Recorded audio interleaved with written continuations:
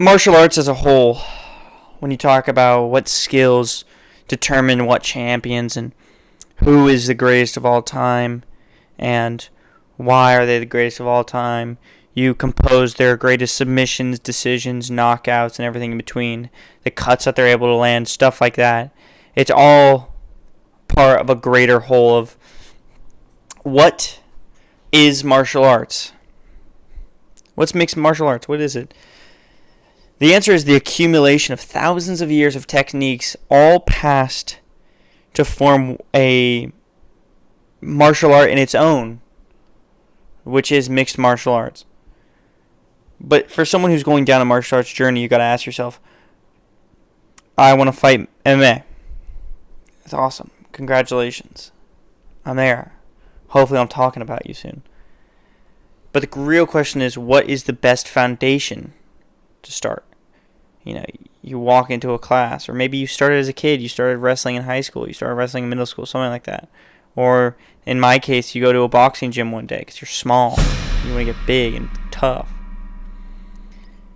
But it's greater than that. You want to develop your skills. You want to develop your skill set, your mind, your spirit, and everything that comes with that.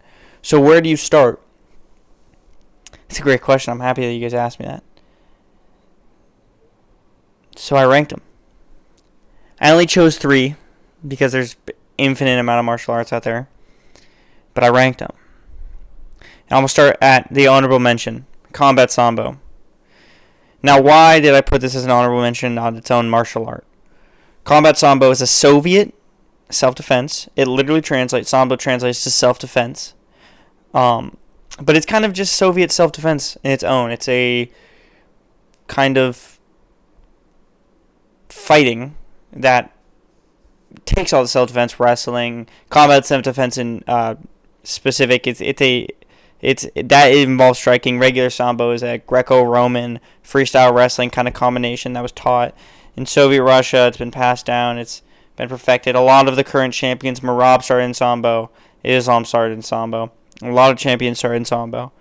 I put it as an honorable mention because it's kind of just, if I were like, what's the best foundational for mixed martial arts? And I said, mixed martial arts. Everyone would say, that's not it. That's not a thing. And I would say, okay, you're right. I hate you. But we'll start at what I think is number 3, boxing. Now, one of the most important parts of the foundation of boxing outside of striking, which I would say probably isn't even the biggest reason for it to be a base in martial arts, is the footwork. Striking is great. Striking is obviously the lifeblood of martial arts. I know wrestling, jiu-jitsu, stuff like that involves a lot of grappling, but what kind of gets you into the positions is the footwork. So kind of being able to like cross the void, get in, get out, create openings, angles, stuff like that is a great foundation to learn, especially for champions going against people like wrestlers. If you're able to use your footwork to your advantage, move out of takedown distance, that's good. It also helps plant a base when you're up against the cage, doing stuff like clinch work. I know the clinch work doesn't compare nearly to devotions like Muay Thai, but the footwork is very versatile. It's very changeable.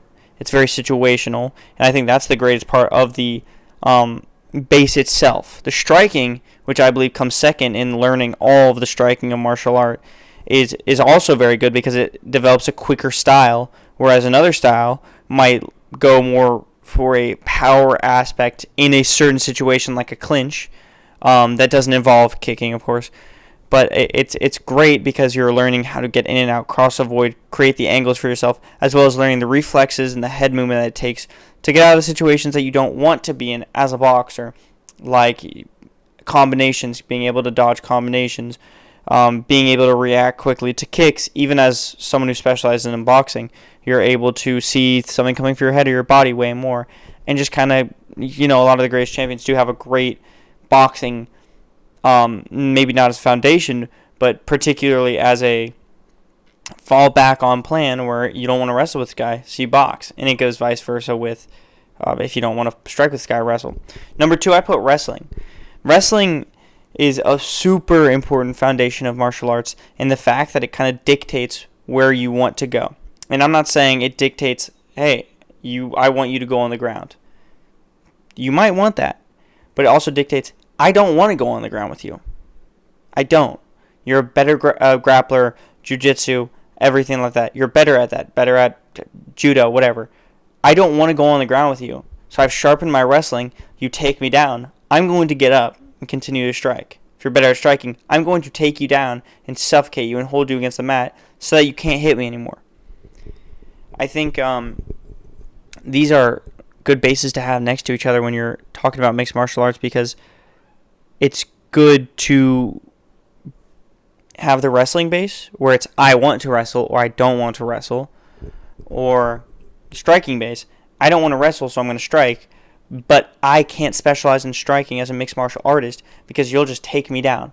But if you can't take me down, or it takes more energy and damage in taking me down than it does to just stand up and strike and try to get bullshit points, that's what you do. A lot of the problem with people in wrestling, especially in the UFC now, is champions like Merab, who in his last fights against Umar, we saw something different where he wasn't kind of just holding him down. He was actually, because he met an equal wrestler. His striking was better. Merab's striking was better. That's how he won. But Umar, whom everyone considered the better wrestler, was having trouble taking Merab down. Trouble to the fact that it was comical, that Merab was cracking jokes. Merab was standing and parading him around while Umar's holding onto his waist like a belt buckle, and just it was almost insulting to the Dagestani people. And that's where I said, all right, Merab, you're not a bad guy. You beat an American champion. You don't like that. But you're not a bad guy. I kind of like that you did that. But other than that, there's a lot, I like to consider that the UFC, especially individual divisions, go through a fluctuation in style and what wins fights and what gets points and what has effectiveness, what has effective range, what has effective this, what has effective that. Wrestling is a great base because it dictates where the fight's going to go. If you don't want it on the feet, you take it to the ground. If you don't want it on the ground against someone who's definitely a better grappler or a better, wrestler, then at least you have the tools to navigate those situations. For my number one, I brought this one up earlier. I believe the number one foundational devotion that you should learn is Muay Thai. I'm a boxing guy. I love boxing. I've fought. I've done it all. Muay Thai. Muay Thai combines the great clinch work that it takes, that a lot of current champions get their takedowns from, being up against the fence and getting a takedown like that, or learning to throw teeps, which is like the jab of kicking, along of learning the jab, which is the teep of kicking, or whatever, of punching. It's foundationally sound because it's its own age-old devotion that particularly stylizes in using every part of your body to be able to defeat someone in a fight. It was a war tactic back in the day for the Thai military. It's been passed down, developed, sharpened to the point where you can learn this on your own and have it as an effective martial arts tool in stuff like martial arts. It's something that teaches you how to use every weapon that you have in your arsenal. That's probably the main reason. The sweeps, the elbows. Elbows are one of the most fight-ending things, especially in clinches. The clinch work, stuff like that, all wraps together and puts a bow on a very, very age-old and sound foundational martial art. We're seeing a lot of rising Muay Thai fighters through UFC as well, and also Muay Thai promotions are incredibly entertaining. One has their own Muay Thai fights, stuff like that, where it's just super entertaining. The other question would be, well, cool, if you were to only pick one and you got to fight everybody else, who are you going to pick? And I would say that's a good question. I would say don't ask me questions. I would say get away from me. But if I had to choose one, I would say Muay Thai is probably the most effective martial art just because it takes into account every single thing. But I wouldn't put wrestling at number 2. I'd probably put Brazilian Jiu-Jitsu, boxing, and wrestling. I mean, it's hard. There's so many, and I'm leaving out so many martial arts. I'm leaving out so many judo, taekwondo, karate, stuff like that. But these are just the most combat efficient, especially when you're going on the offense. If you were a karate fighter and you said, "Okay, here I come," like GSP was, or taekwondo or whatever, you can't. Those are kind of self-defense to the point of its actual defense. It's not necessarily effective when it comes to offense. But I think that we're going to start seeing a lot more striking champions come out than we already do. And Jack Della Maddalena, he completely outstriked and had the wrestling capability to say, "I don't want to go to the ground with you. There's no reason for me to go to the ground with you." He didn't shoot a takedown. He didn't have to do anything like that. He said, I think he actually shot one. But it's just smart.